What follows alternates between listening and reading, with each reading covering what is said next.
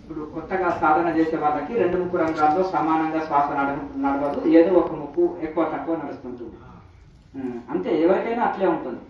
ప్రాణాయామ అభ్యాసం బాగా చేయగా 2 రంధ్రాల్లో సమానంగా శ్వాస నడుస్తుంది. సాధన బాగా చేసినప్పుడే అది సాధ్యమవుతుంది. ఇంకేమైనా సందేహాలు ఉంటే అడగండి. శరీరంలో హీట్ పెరగడం వలన అలా అనిపిస్తుంది. కొంచెం నాలుక నిల్లవేళలో కోల్డ్ చేసుకొని ప్రాణాయామం చేయాలి. అలాగే కొంచెము అది మన అలోవెరా జ్యూస్ కానీ ఆమ్లా జ్యూస్ కానీ తాగాలి. కొంచెం శరీరంలో హీట్ జరిగితే అట్లా అనిపిస్తుంది.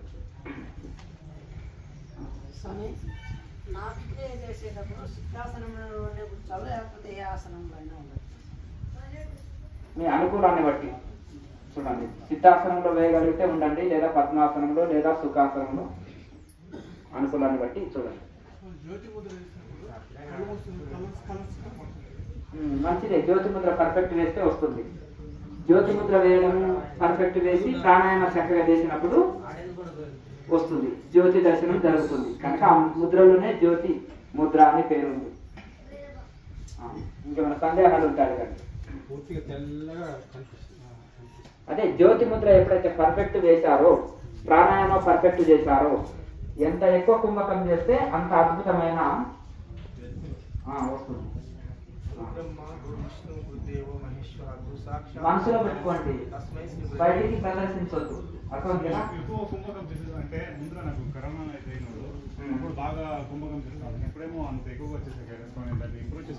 మళ్ళీ సాధనలు పెంచితే మళ్ళీ ఇంప్రూవ్ అవుతుంది. మితాహారం తీసుకున్నప్పుడే ప్రాణాయామ చక్కగా సాగుతుంది. ఎక్కువ తిన్నప్పుడు సాగదు, అసలు తినకపోతే సాధన చేయలేదు. మెల్లమెల్లే మళ్ళీ పెంచుకోండి సాధన. ఎంటీ స్టమక్ తో చేయాలి ఉదయం సాయంత్రాలు, అలా మెల్లమెల్లే పెంచుకోండి.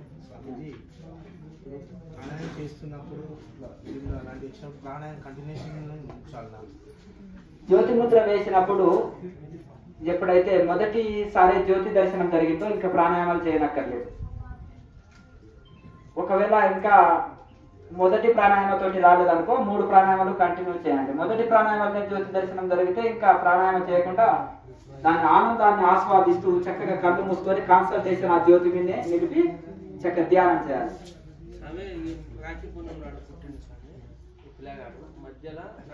ఏమైనా సమస్యలు ఉంటే డాక్టర్ చూపించండి, మీరు హాస్పిటల్ కాదు.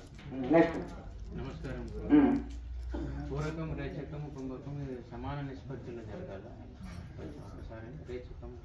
అంటే కుంభకం మీ శక్తి కొలది, ఇప్పుడు రేచక పూరకాలు మీ శక్తి కొలది. స్టార్టింగ్ లో ఇంత కండిషన్ ఏం పెట్టాము.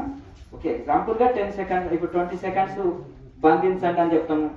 అలా కానీ మీ శక్తి కొలది చేయండి, ఇందులో కండిషన్ ఏం లేదు.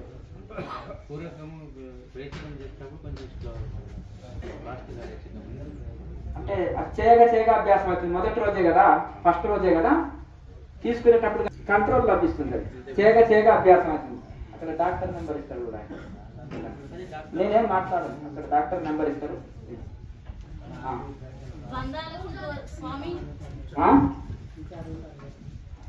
అల్లము బెల్లము నవ్వులుకొని తిను, దంచి తిను ఉదయం పూట, గ్యాస్ ట్రబుల్ పోతుంది. జీలకర్ర ఉంటుంది కదా, జీలకర్ర అల్లము కూరల్లో ఎక్కువ వేసుకో. సాధన బాగా చేయాలి, అన్ని సెట్ అయిపోతాయి.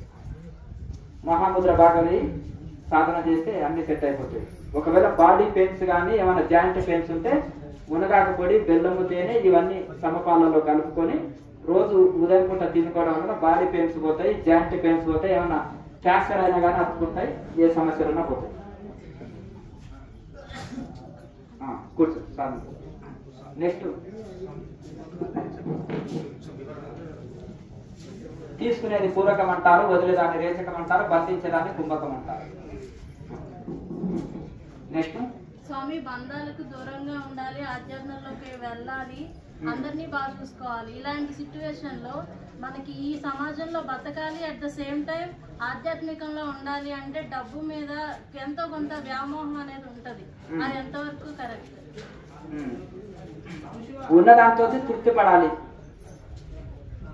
ఆడవాళ్ళు ఉన్నారు, ఆ పక్కన ₹1,00,000 నెలకు సంపాదిస్తారు, నా భర్త ఉన్నాడు నెలకు 10,000 సంపాదిస్తారు, నా కర్మ అని ఏడవద్దు.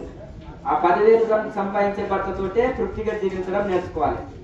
ఆ ₹1,00,00,000 భర్త తీసుకొచ్చినా ఆయనని రోజు సరిగా అన్నం పెట్టకుండా ఆయన పక్కన ఎన్నో రూమ్ తీసుకొని ఇంకో ఫ్యామిలీ మెయింటైన్ చేస్తుంటారు. ఈ సీరియల్ చూసుకుంటూ నా కర్మ ఇట్లా ఉందని థైరాయిడ్ వచ్చేసి ఇక స్థూలకాయం అవుతూ ఈమె భర్తతో ఎంత గొడవ పడుతుంటే రోజుకి కేజీ శరీరం పెరుగుతుంది. అర్థమైంది కదా. ఎప్పుడే కానీ ఉన్నదాంతో తృప్తి పడాలి. మనకు ప్రతి ఒక్క మనిషి కూడా తనకు లేనిదే కోరుకుంటాడు. అర్థమైంది కదా.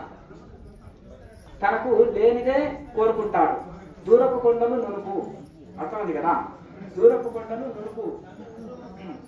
కనుక అదే ఊహాగానం. మనకు లేని దాని గురించి లోటు గురించే మనము ఏడుస్తూ బ్రతుకుతాం. కానీ భగవంతుడు ఇచ్చిన సౌకర్యాలతోటి మనం తృప్తి చెందాం. మనకు భగవంతుడు ఆరోగ్యం ఇచ్చాడు, మనకు ఉండడానికి సరిపోని ఇచ్చాడు. దాంతో తృప్తి పడడం ఆధ్యాత్మికం. ఇదే నిజమైన ఆధ్యాత్మికం. అయితే బయట పోల్చుకుంటాం. వాళ్ళకి ఎన్ని దుఃఖాలు ఉన్నావో మనకు తెలియదు కదా. వాళ్ళకు సంపదలతో పాటు కనుక మనకు ఆరోగ్యము, శాంతి అన్ని ఇచ్చాడు భగవంతుడు అని వీటితో తృప్తి పడాలి. ఉండడంతో తృప్తి పడాలి. మనకు జీవనోపాధికి ఏదో ఒకటి వృత్తి చేసుకోవాలి. ఆ చేసుకునే ఆ వృత్తిని, ఆ ఉద్యోగం కానీ, వ్యవసాయం కానీ, వ్యాపారం కానీ, ఆ చేసే డ్యూటీ తోటే తృప్తి పడాలి. అలాగే మనం వచ్చింది మోక్షం పొందుట కోసం వచ్చినాం కనుక ఉదయం సాయంత్రాలు తప్పకుండా సాధన చేయాలి. సాధన చేయడం వలన మనిషికి రజోగుణం అనేది శ్రమిస్తుంది, అంటే తగ్గుతుంది. రజోగుణం ఎప్పుడైతే తగ్గిపోయిందో మనిషి శాంతికి వస్తుంది.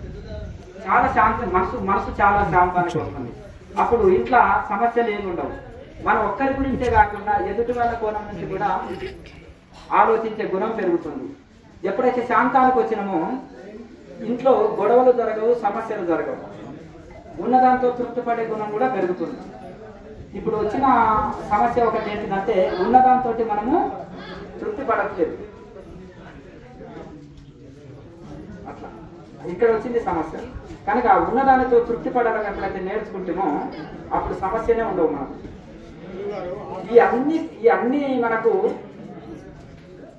ఇవన్నీ అంటే మనం ఉన్నదాంతో తృప్తిగా జీవించాలంటే మొదలు సాధన పెంచుకున్నప్పుడు ఆటోమేటిక్ గా లోననే అనంతమైన శాంతి పొందుతాం. సాధనలో ఆ లోన అనంతమైన శాంతి పొందినప్పుడు మనకు ఇంకా వేటిపైకి మనసు వెళ్ళదు, పోల్చుకోవడం ఉండదు, లేని దాని గురించి ఇది లేదు అది లేదని ఏడవడం ఉండదు, ఇంకా ఇది ఉండదు. కానీ భగవంతుడు మనకు చూడండి ఎంత విలువైన ఆరోగ్యం ఇవ్వడమే చాలా అదృష్టం. ఎందుకంటే లోపల ఎంత విలువైన అవయవాలు ఉన్నాయి. ₹1,00,00,000 ఇస్తే మీ గుండె ఇవ్వండి, ఎవరైనా ఇస్తారా? మీ కిడ్నీలు ఇస్తారా? ₹1,00,00,000 ఇస్తారా? మరి ఎంత విలువైనవి, అంతేనే కదా. తన ఊరకు వచ్చే వరకు నా ఆరోగ్యం చెడిపోయింది, నేను నాకెందుకు, పేషెంట్ జీవితం నాకు వద్దని కోరుకుంటారు ఎవరైనా, అంతే కదండి. మరి ఇంత విలువైన అవయవాలు భగవంతుడు ఇచ్చాడు అంటే చక్కటి ఆరోగ్యం ఇచ్చాడు, మంచి అవయవాలు ఇచ్చాడు, అన్ని రకాలుగా మనకు ఒక మంచి మీకు ఒక ఫ్యామిలీ ఇచ్చాడు, అన్ని ఇచ్చాడు కదా. ఉన్నదాంతో తృప్తి పడడం అనేది అభ్యాసం చేసుకోవాలి. కనుక ఇంకొకటి, చిన్నప్పుడు నన్ను అంటుండే, చిన్న పిల్లవాడివి నువ్వు అలా ఎందుకు కూర్చుంటావు అంటే నేను అంటుంది ఇది నాకు అనంతమైన శాంతిని ఇస్తుంది అంటుంది. అందరు పిల్లలు నీలాగా అలా కూర్చోలే, నువ్వు ఒక్కడికి ఎందుకు ఇలా ప్రవర్తిస్తున్నావు అంటే, నువ్వు ఒక చిన్న పెన్ను రాసుకోవడానికి ఇస్తే, ఒక సంతకం పెట్టుకోవడానికి ఇస్తే థ్యాంక్స్ అంటావు. మరి భగవంతుడు మనకు శరీరంలో అన్ని అవయవాలు, ఆరోగ్యమైన శరీరాన్ని ఇచ్చాడు, అన్ని అవయవాలు ఇచ్చాడు. మనం కరెంటు బిల్లు ఏమైనా కడుతున్నామా సూర్యుడికి? సూర్యుడి వెలుతురు ఇంత వినియోగించుకుంటున్నాం. గాలికి ఏమైనా వెంటిలేటర్ పెట్టినప్పుడు డాక్టర్స్ రోజుకు 20-30 వసూలు చేస్తారు, రోజుకు 40,000 కూడా ఛార్జ్ చేస్తారు. మరి సూర్యుడి వాయుదేవుడికి రెంట్ కట్టండి, అంతే కదండి. ఎంత గాలి పీల్చుకుంటున్నాం, ఎంత ఆక్సిజన్ వాడుకుంటున్నాం, భూమి మీద ఎన్నో వ్యవసాయం చేసుకుంటున్నాం, అవునా కదా. అంటే ఇట్లా భగవంతుడు పంచభూతాల ద్వారా మనకు ఎంతో సర్వీస్ చేస్తున్నాడు. ఆయనకు కృతజ్ఞత భావం కూడా మనకు లేకపోతే ఎట్లా? ఉదయం సాయంత్రం కృతజ్ఞత భగవంతుడికి తెలియజేసుకుంటే, సైలెంట్ గా లేవని ఒకరు చెప్పండి, సైలెంట్ గా. అయితే ఆ కృతజ్ఞత భావంతో భగవంతుడికి నేను ధన్యవాదం చెప్పుకుంటే దీనివల్ల నేను అనంతమైన శాంతి నాకు లభిస్తుంది అని నేను వచ్చినప్పుడు చెప్పేవాడు. మళ్ళీ తర్వాత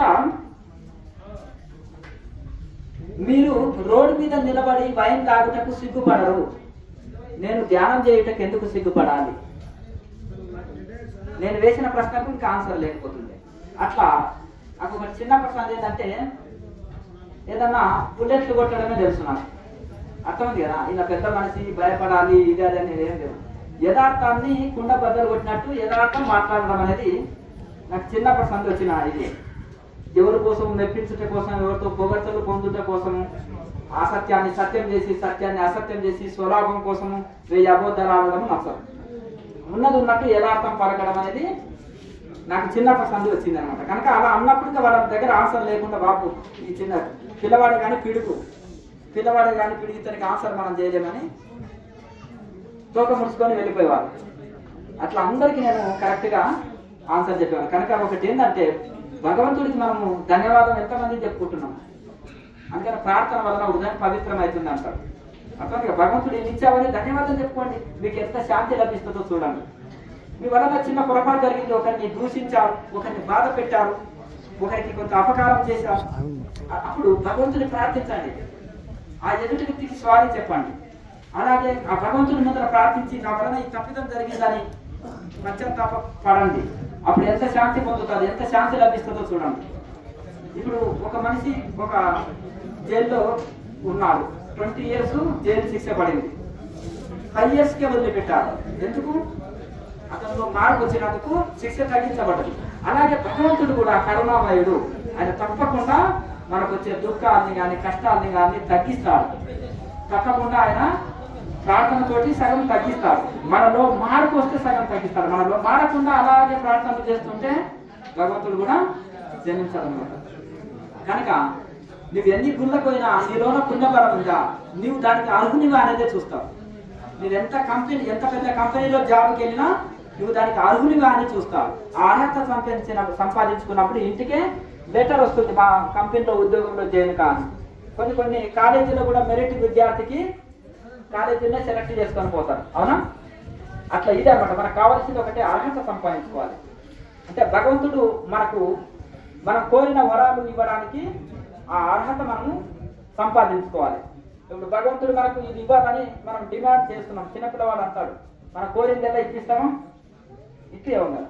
అలాగే భగవంతుడిని కూడా ఇతను అర్హుడా అని చూస్తారు ప్రతిదానికి కూడా.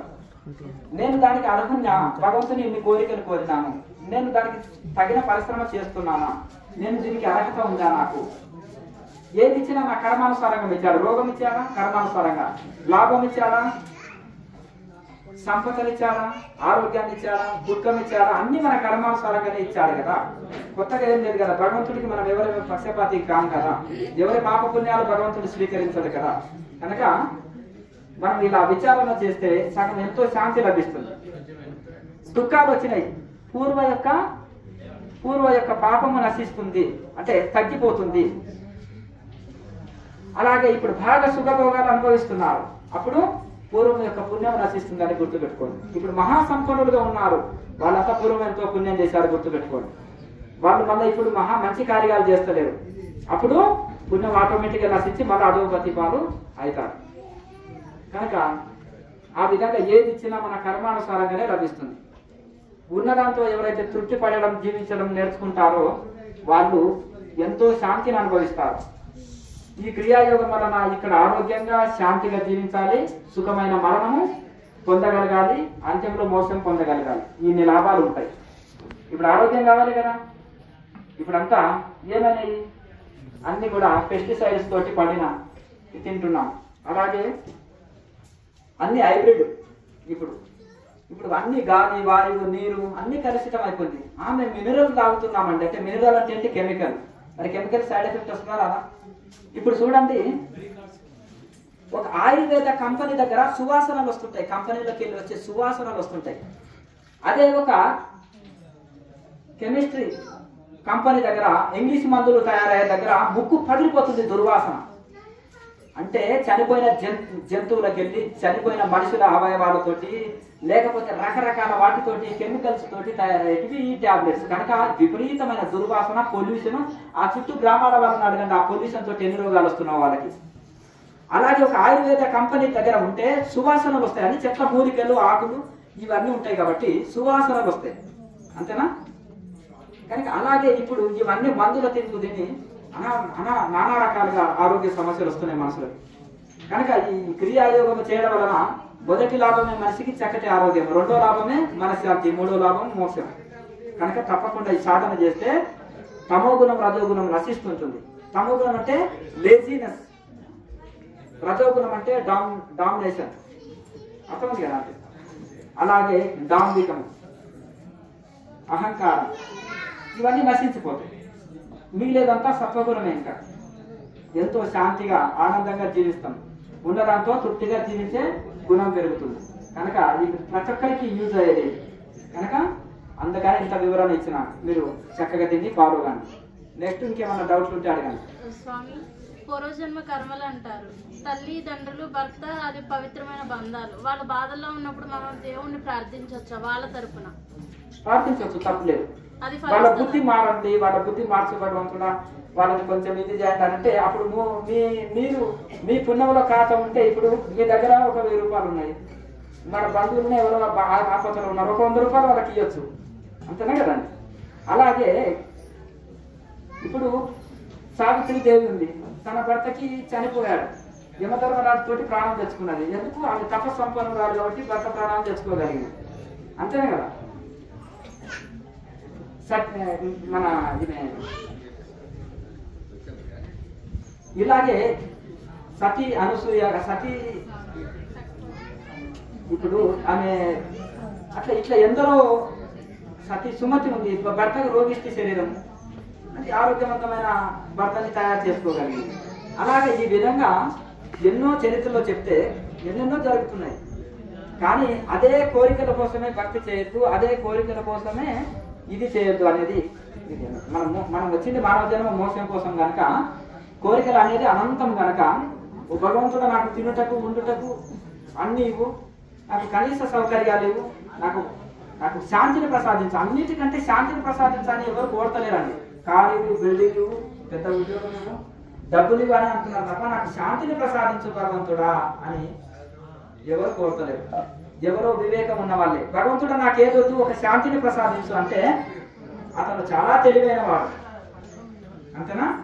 అన్ని ఉండి అశాంతి ఉంటే లాభమేమి? ఏది లేకున్నా శాంతి ఉంటే ఇంకేం కావాలి అతనికి? ఏది అక్కర్లేదు. కనుక కనీస వసతులు ఇచ్చి నాకు శాంతిని ప్రసాదించు భగవంతుడా అనేది తెలివైన వాళ్ళు కోరుకునేది. ఇప్పుడు హ్యాపీగా ఉండాలి, అంతేమో మోక్షం కావాలి, నాకు ఇంకేదొద్దు అది కోరుకోవాలి. భగవంతుణ్ణి ఎంతమంది కోరుకుంటున్నారు? భౌతికమైనవే కోరుకుంటున్నారు.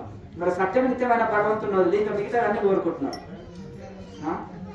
పూర్వకాలంలో ఒక పెద్ద సభ ఏర్పాటు చేసి అక్కడ అన్ని ఒక ఎగ్జిబిషన్ ఏర్పాటు చేసి, ఏ వస్తువైనా ఒకటి తీసుకోండి అది మీ సొంతము అని అన్నారంట. ఒక అమ్మగారు వచ్చారు, మా ఇంట్లో కుక్కర్ లేదని రైస్ కుక్కర్ తీసుకుంటారు, ఒక ఆమె గ్రైండర్ లేదన్నారు, ఒక ఆమె సిలిండర్ లేదని, ఒక ఆమె ఫ్యాన్ లేదని, ఒక ఆమె చీపురు కట్ట లేదని, ఇంకొక ఆమె ఒక్కొక్కరు ఏదో ఒకటే తీసుకోవాలి కదా. చెంబులు, గ్లాసులు, ఒక్కొక్క వస్తువు పట్టుకెళ్తున్నారు. ఏది తక్కువ ఉందో అది అందరు తల ఒకటి వాడికి చూయించి, రాజుగారికి చూయించి తీసుకెళ్ళి వెళ్తున్నారు. ఒక ఆమె ఏది తీసుకున్నా ఒకటే వస్తువు పట్టుకెళ్తాం కదా ఇంటికి, ఈ అన్ని నా వశం ఎట్లా అవుతాయి? టోటల్గా ఈ అన్ని వస్తువులు ఇదంతా నా వశం కావాలని ఆలోచించి ఆడ పంచటాన్ని ఎవరు? యువరాజు. ఒక పెళ్లి కాని యువరాజు అక్కడ సీట్లు కుర్చీలో కూర్చొని అందరికీ ఏది ఒకరు తీసుకుంటే అది మీ సొంతం అంటున్నాడు. ఈ తెలివైన అమ్మాయి అక్కడ కూర్చొని ఆలోచన చేసింది, ఆహా ఏది పట్టుకున్నా నీ సొంతం అన్నారు కదా. డైరెక్ట్ వచ్చేసి ఆ యువరాజు చేయి పట్టుకున్నదంట. పట్టుకునే వరకు ఇదేంటి అమ్మాయి నా చేయి పట్టుకున్నారంటే, మీరు రాజుగారు మీరు మాట మీద ఉండాలి, ఏది ఒకటి పట్టుకున్నా మీ సొంతం అన్నారు కాబట్టి నేను నీవే కావాలనుకున్నాను, నీ చేయ పట్టుకున్నాను అన్నమాట. ఆలోచన చేసేయండి. ఆ అమ్మాయి మీద ఎంక్వైరీ చేయించాలి. ఈ చాలా తెలివైన అమ్మాయి, బాగా చదువుకుంటుంది, పెళ్లి కాలేదు, మంచి గుణావతి అని తెలుసుకున్నాడు. ఆహా ఇంత తెలివైన అమ్మాయిని చేసుకుంటే మంచిదే కదా అని, యువరాజు కదా అతను ఎంబడే అమ్మాయిని చేసుకున్నాడు. మరి అమ్మాయి సొంతం అయిపోయిందా? మొత్తం అన్ని వస్తువులు ఆమె సొంతం అయిపోయింది కదా. ఇది కూడా భగవంతుని పట్టుకుంటే అన్ని మన సొంతమే అవుతుంది. ఒక్కొక్క వస్తువుని, ఇది నా కార్ నాది, బిల్డింగ్ నాది, ఈ డబ్బులు నాది, ఇది ఒక పార్ట్ చిన్న పట్టుకుని నాది అంటున్నాం. భగవంతుని పట్టుకుంటే అన్ని నీ సొంతమే అయిపోతుంది. ఇక్కడ ఆ యువరాజు అనేవాడు భగవంతుడు, ఈ యొక్క యువతి జీవుడు. భగవంతుని పట్టుకుంటే సొంతం, అన్ని మన సొంతం అయిపోతాయి. కనుక అది వదిలేసి మనం ఇది కావాలి అది కావాలని లిస్టు చదువుతూ ఉంటున్నాం. శ్రీశైలంలో నెరవేరలేదా, తిరుపతి వెళ్తాం, తిరుపతిలో నెరవేరలేదా, కాశీ వెళ్తాం, ఇక లిస్టు పట్టుకొని తిరుగుతూనే ఉంటాం. ఇవి కాకుండా ఒకటే, మనం అర్హత సంపాదించుకుంటే ఇంటికి లెటర్ వస్తుంది ఉద్యోగానికి, ఉద్యోగంలో చేయను కానీ. అర్హత లేకుండా మనం ఎన్ని కంపెనీల చుట్టూ తిరిగినా లాభం లేదు. అలాగే మనం ఆ అర్హత సంపాదించుకున్నప్పుడు మనకు అది నువ్వు ఎక్కడ కూర్చున్నా నీకు అది నీ ఖాతాలోకి జమ అవుతుంటాయి. కనుక కావాల్సింది ఒక అర్హత సంపాదించుకుంటే సరిపోతుంది. కనుక ఇప్పుడు భగవంతుని పట్టుకోండి. సత్యము నిత్యము శాశ్వతం. వస్తువులు పట్టుకున్న అశాశ్వతం. ఈ శరీరమే అశాశ్వతం. అంటే 3 కాలాల్లో, అన్ని యుగాల్లో ఉండాలి, 3 కాలాల్లో ఉండాలి, అన్ని కాలాల్లో ఉండాలి. అన్ని కాలాల్లో ఆత్మ ఉంటుంది, అన్ని యుగాల్లో ఆత్మ ఉంటుంది, శరీరం ఉండదు. కనుక మరి సత్యం అన్నమాట. సత్యం అంటే ఎల్ల కాలంలో ఉండాలి. ఒకప్పుడు ఉంటే ఒకప్పుడు ఏంటి సత్యం అనబడదు. కనుక సత్యము జ్ఞానం అనంతం బ్రహ్మ అంటారు. అంటే అది సత్యము ఎల్లవేళలో ఉంటుంది, అన్ని కాలాల్లో ఉంటుంది. కాబట్టి సత్యము అది అనంతమైన జ్ఞానంతో కూడుకున్నది. అది అనంతమైంది, అంతు లేదు, ఇంత లిమిట్ లేదు, అన్లిమిటెడ్ అనమాట. ఆ భగవంతుడు అనంతం అనమాట. ఒక పరిధి లేదు. ఆయన జ్ఞానం, ఆయన పరిధి, ఆయన యొక్క సమస్తం కూడా ఒక లిమిట్ అని ఉండదు, అనంతం అనమాట. కనుక ఆ యొక్క సత్యము నిత్యము శాశ్వతమైన భగవంతుని వదిలేసి మిగతావన్నీ అశాశ్వతమైనవన్నీ పట్టుకుంటున్నాం మనం. అందుకని మనకు దుఃఖాలు తప్పట్లేదు. కనుక ఈ సత్యం నిత్యమైన భగవంతుని పట్టుకోండి, శాంతి లభిస్తుంది. నెక్స్ట్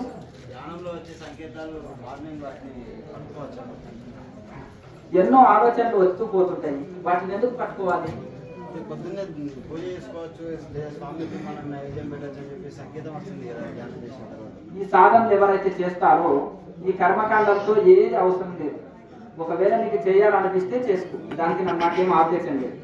ఈ సాధన ఎవరైతే ధ్యానం చేసి దీంతో తృప్తి పడే వాళ్ళు ఇంకా బలవంతంగా ఇంకేది లేక ప్రవేశించవలసిన అవసరం లేదు. ఇంకా నీకు సాటిస్ఫాక్షన్, ధ్యానంలో సరిగా సాటిస్ఫాక్షన్ లేకనే నీకు ఇంకా పూజల మీదకి వీటి మీదకి వెళ్తుంది. చేసుకో, దాంట్లో తప్పేం లేదు. కానీ నిజమైన ధ్యానంలో శాంతి కలిగిన వాళ్ళకు సమయం చిక్కదు కదా.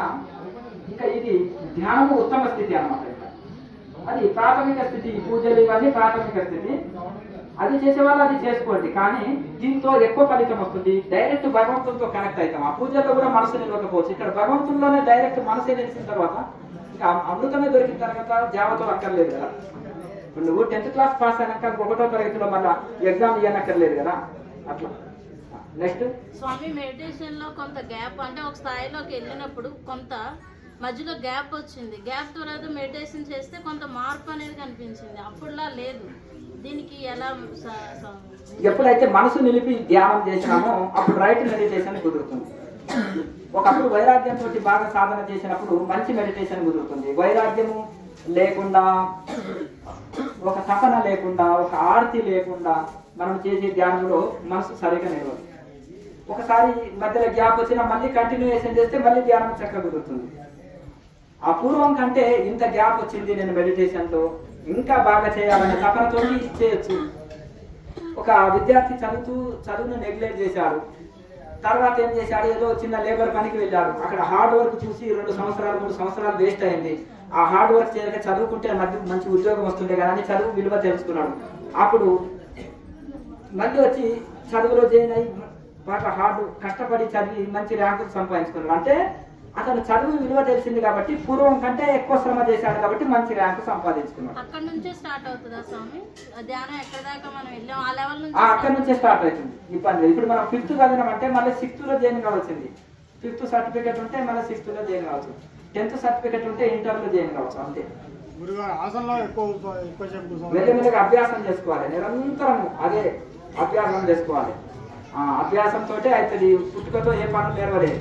ఇది చేయక అదే అభ్యాసం అవుతుంది. నెక్స్ట్ అందరూ ఫోన్ చేసుకోండి. మళ్ళీ సాయంత్రం క్లాస్ స్టార్ట్ అవుతుంది. మంచిదే కదా, మంచి అనుభవమే. మంచిదే, లోపల ఫీల్ అవ్వాలి. మంచి అనుభవమే కదా.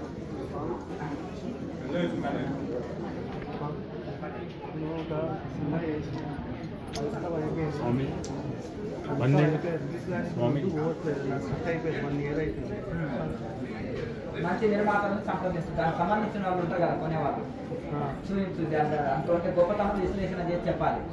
అర్థం కదా, మనం చెప్పే దాంట్లో బట్టే ఉంటుంది. ప్రయత్నం చేసుకోండి, బాగా ప్రయత్నం చేసుకోండి. దానికి సంబంధించిన వాళ్ళు దానికి వస్తారు. స్వామీజీ 12 ఉత్తమ ప్రాణాయామాలు అంటే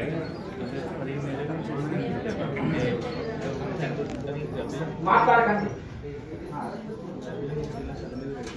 ఏం కాదు. దాని గురించి ఏం దేనికొని అనుమానం ఏం కాదు, దేనికొని అనుమానాలు వస్తుంది, ఏం కాదు. దాంతో ఏం సంబంధం లేదు, అది వచ్చినా ఏం కాదు. స్వామి 12 చేసుకో.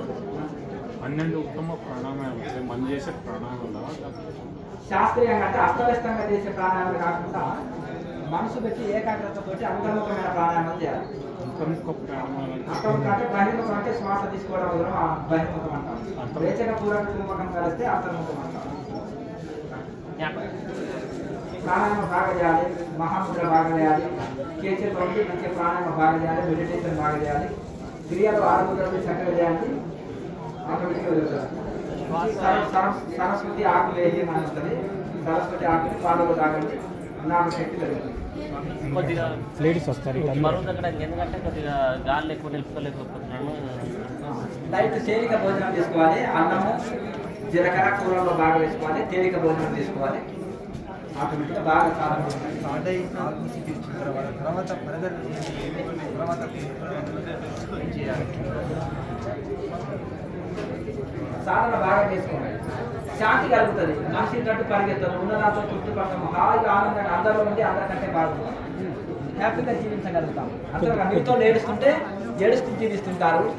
ఈ యొక్క ఆధ్యాత్మికంగా ఉన్నవాళ్ళు శాంతిగా ఆనందంగా జీవించగలుగుతారు.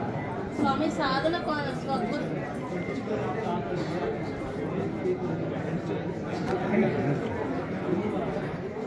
మీకు కంటి చూపు ఏ విటమిన్ సంబంధించిన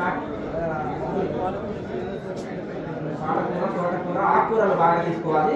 ప్లస్ మునగాకు కూడా బాగా తీసుకోవాలి. అలాగే క్యారెట్, టమాటోలు ఇవి బాగా వాడాలి. దానికి సంబంధించిన ఏ విటమిన్ సంబంధించిన కూరగాయలు, ఆకుకూరలు, ఫ్రూట్స్ ఇవన్నీ బాగా తీసుకోవాలి. ఏ విటమిన్ లోపంతో కంటి చూపు కలుగుతుంది. దానికి సంబంధించిన ఫ్రూట్స్ కానీ, ఆకుకూరలు కానీ, పప్పు దినుసులు కానీ గూగుల్లో పెట్టి చర్చ చేసుకోండి. దాని ప్రకారం అది ఎక్కువ విటమిన్స్ తెలుసుకోండి.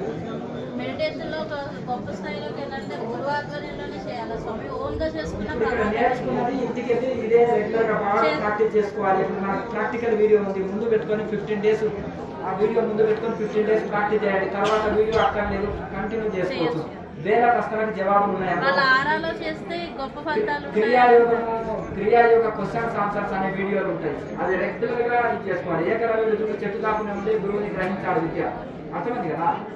అక్కడ ఉండి నాకు గురువు నేర్పుతున్నాడు, శిక్షణ ఇస్తున్నాడు అని అక్కడ ఫీల్ అయి చేయండి, అద్భుత ఫలితాలు వస్తాయి.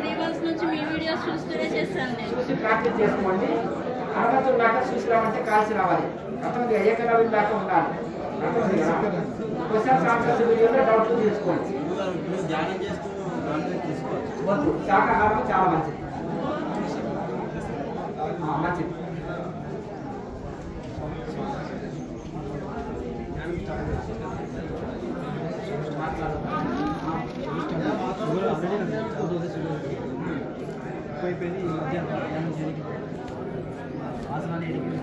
ఏ ఆసనాలు అక్కర్లేదు, ప్రాణాయామ చక్కగా స్థిరమైన ఆసనంలో కూర్చొని ప్రాణాయామ చక్కగా చేయండి, అన్ని సెట్ అయిపోయింది.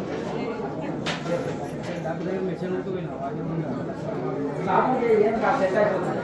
షుగర్కి సంబంధించిన మెడిసిన్ ఛానల్లో పెట్టినాము, ఏది ఇస్తుందో చూడండి. ఎంత ఇస్తుందో షుగర్ మూలికలు ఉన్నాయి, అది రెగ్యులర్గా ఆ మూలికని వాడండి. మునగాకు పొడి, బెల్లం తేనె ఒకే దగ్గర కలిపి పెట్టుకొని 2-3 స్పూన్లు బరిగడుపున తీసుకోండి, బాడీ పెయిన్స్ అని పోతాయి. శ్వాసని ఎలా స్థిరపరచాలి? చేయగా అభ్యాసం అవుతుంది. మొదట్లో అది రాదు, అభ్యాసం చేయగా ఎక్కువసేపు తీసుకోగలుగుతారు, ఎక్కువసేపు బంధించగలుగుతారు. ఆ ప్రాణాయామ అభ్యాసం అవుతుంది. చేయగా వస్తుంది. వీడియో ముందర పెట్టుకొని రోజు ప్రాక్టీస్ చేయండి.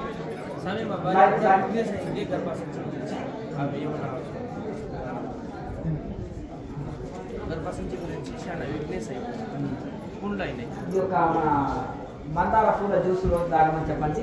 మందార పూలు రిజల్ట్ బాగా ఉంటుంది. దాంట్లో ఏమేమి కలపాలి?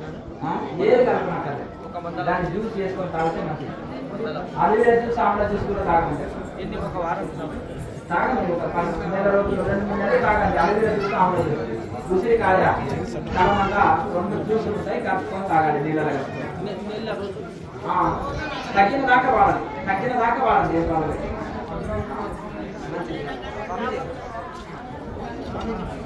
మీరు యూట్యూబ్లో చూపించింది ఈజీ సాధన ఉంది కదా, అది చూస్తూ చేయొచ్చు.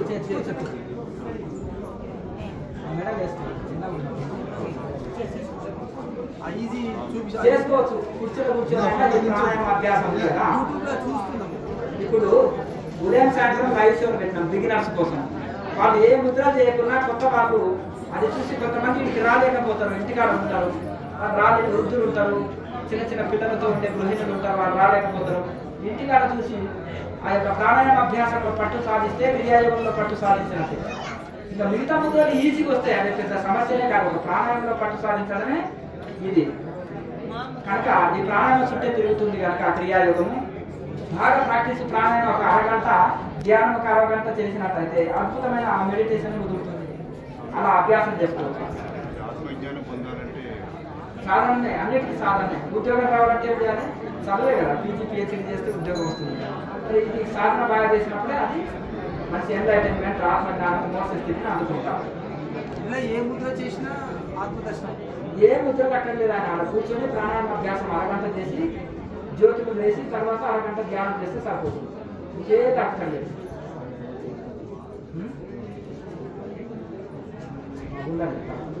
కుంభకం వల్ల ఏ ప్రాబ్లం శక్తి కొరకు చేసుకోవచ్చు. ఇవన్నీ ఇంకందరూ భోజనం చేసుకోండి. భోజనం చేసుకొని అయినా వంటలు అయినా వాళ్ళని అంతే, దాంతో ఏం సంబంధం లేదా. అని ఎంతసేపు ఉండాలో అంతసేపే ఉంటుంది. వచ్చి దాన్ని పట్టుకొని కూర్చోవద్దు. మంచిది కందరు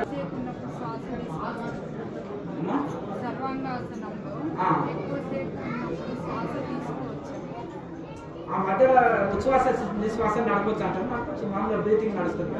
సాధన బాగా చేసుకుంటే నీ అదృష్టం కొద్దీ నీకు అన్నీ లభిస్తాయి. అందులోనే పెట్టినాం. ఏ వీడియో ఉన్నారో ప్రతి వీడియోలో కూడా అభ్యాసం చేయాలి.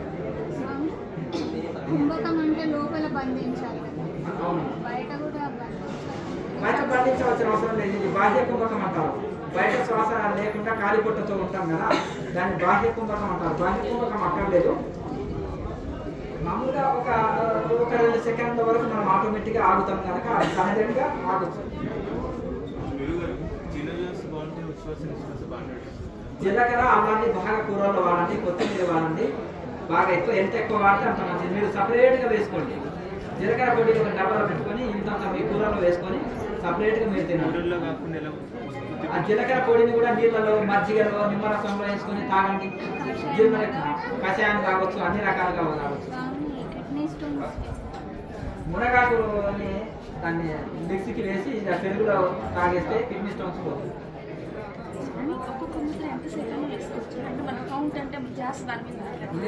ఎంత వరకు స్టార్టింగ్ లో 45 మినిట్స్ క్రియేట్ చేయాలి.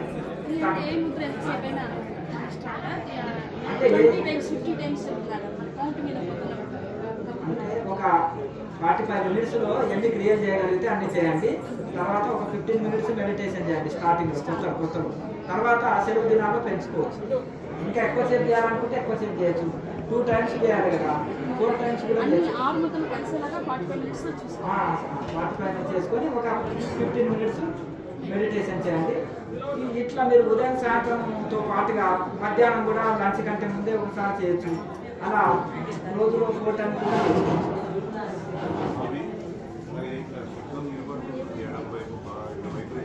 మంచి అనుభవమే కదా, మంచి అనుభవం.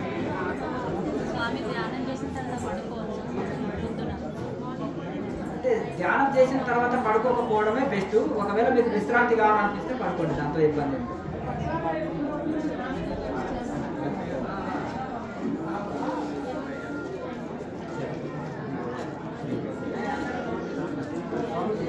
క్రియా ప్రాణాయామం బ్రహ్మరంధ్రం మీద పెట్టుకోవచ్చా? లేదు ఇక్కడే సరళైన కాన్సెప్ట్ సాధన ఏ టైంలో చేసాం మధ్యాహ్నం చేయటంగానే చేయొచ్చు కానీ ఎంటీ స్టమక్ తోటి చేయాలి కాలిపొట్ట తోటి చేయాలి నైట్ పూట నిద్రంతా చేయడం నిద్రపోయిన వాళ్ళు ఉంటే నా దగ్గరికి తీసుకొచ్చి ఇలా చూపెట్టాలి ఎవరైనా నిద్రపోయిన వాడు ఎవరన్నా ఉన్నారా తెల్లవాళ్ళు ఏం చేస్తారు గోడకు వాడుకుంటారు కుర్చీకి వాడుకొని తలకాయ కింద పెడతారు గురక పెడుతూనే ఉంటారు కొంతమంది కళ్ళు చూస్తే అంటే భ్రమలో జీవించడం అంటే కళలో సినిమా యాక్టర్ అయినట్టు కళలో బిల్ గ్రేడ్స్ అయినట్టు కళలో ఋషి అయినట్టు అనమాట ఈ కళలో వ్యవహరించనమాట కళలో కరెక్టర్ అయినట్టుగా అనమాట కళలో కరెక్టర్ అయితే అయినట్ట కళలో అన్నం తింటే తిన్నట్ట కళలో పెళ్లి చేసుకుంటే పిల్లలు అవుతారా ఒకటి అతను మనకి భగవంతుడు బ్రెయిన్ ఇచ్చాడు కాబట్టి ఒక 20-30 ఏళ్ళు చేస్తే నా నిద్ర ధ్యానంలో ఏమైనా బెనిఫిట్ ఉంటుందా చూడండి కనీసం వాళ్ళ శరీరాలు ఒక రోజు ఆహారం లేకుండా జీవించే శరీరాలు ఉన్నాయని చెప్పండి రోగాలన్నీ నయం కావాలి కదా బీపీ షుగర్లు కంట్రోల్ కావాలి థైరాయిడ్ కంట్రోల్ కావాలి కనీసం కింద ఆసనంలో గంట సేపు కూర్చోగలగాలి కుర్చీలు లేకుండా ఇక్కడ 6 నెలల్లో సంవత్సరం లోపల గంటల 6 అవర్స్ 70-80 ఏళ్ళలో 6 అవర్స్ పద్మాసనంలో సిద్ధాసనంలో సాధన చేసే ఇక్కడ లేడీస్ ఉండాలి ఇక్కడ వాళ్ళు ఉండగలుగుతున్నారు మరి 20-30 ఏళ్ళు ధ్యానం చేసేటప్పుడు కనీసం కింద కూర్చొని ధ్యానం చేసే స్థితిలో లేరు మంచి యంగర్స్ నేను చెప్పేది మంచి వయసులో ఉన్న వాళ్ళు కూడా ఇక్కడ ఉర్దుగా రోగాల ఆరోగ్య సమస్యలతో వచ్చి ఆరోగ్యం సెట్ చేసుకోవడం కింద కూర్చొని ధ్యానం చేయడం అనే స్థితికి ఎదిగారు వాళ్ళు అంతేనా కదా మరి ఎందుకు అట్లా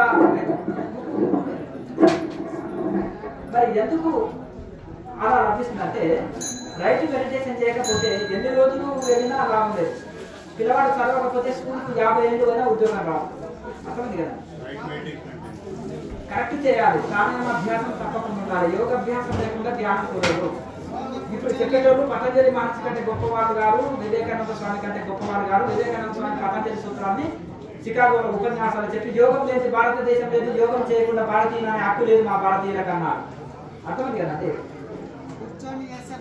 ఆయన సాధన చేస్తే తెల్లవారు అట్లే కూర్చునేవాడు వివేకానంద స్వామి అది రైట్ మెడిటేషన్ అంటారు అర్థమైంది కదా చాలా అష్టాంగ యోగం చేసేవాడు ఇప్పుడు కూడా వివేకానంద కేంద్రాలని ఆయన శిష్యులు స్థాపించుకున్నారు అక్కడ అష్టాంగ యోగంలో శిక్షణ ఇస్తారు అర్థమైంది కదా వివేకానంద స్వామి అష్టాంగ యోగాన్ని చేశారు కనుక ఆ విధంగా ఆయన మెడిటేషన్ టెక్నిక్లు ఎన్నో చెప్పారు శంకరాచార్య యోగ తారావళిలో మెడిటేషన్ టెక్నిక్స్ ఎంతో చెప్పారు అంతకంటే గొప్పవాడు కాదు కదా అసలు మ్యూజిక్ పెట్టుకొని ధ్యానం చేయమని ఏ శాస్త్రం ఉందో చూపెట్టారు